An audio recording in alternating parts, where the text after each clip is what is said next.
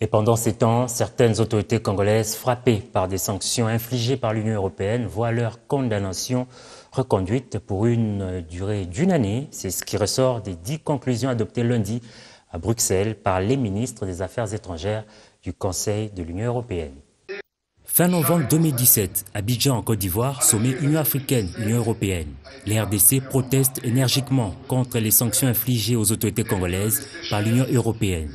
C'était l'occasion par excellence de faire entendre non seulement à ministre des Affaires étrangères de l'Union européenne, mais en même temps à mes collègues africains, j'ai tenu à rappeler la condamnation de la pratique des sanctions ciblées à l'encontre des personnalités importantes africaines et demander à ce que ces sanctions soient levées et qu'on y renonce à l'avenir et privilégier d'abord les consultations régulières et le dialogue. Ce sont les principes qui doivent guider un partenariat d'amitié, comme l'a voulu Madame la haute représentante de l'Union européenne, parce que faute de quoi, nous entrerions dans un engrenage où les sanctions appellent les mesures de rétorsion correspondantes. Moins d'un mois après, cette organisation récidive.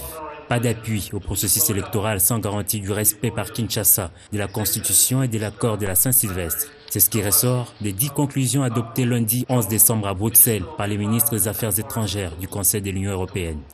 Prolongeant ainsi pour un an les sanctions prises à l'encontre de certaines autorités congolaises, l'Union européenne appelle également le régime de Kinshasa à considérer l'urgence de la mise en œuvre intégrale par le gouvernement de l'ensemble des mesures de décrispation politique prévues par l'accord de la Saint-Sylvestre nécessaires pour réunir les conditions d'élections crédibles et inclusives, rétablir la confiance entre les acteurs concernés.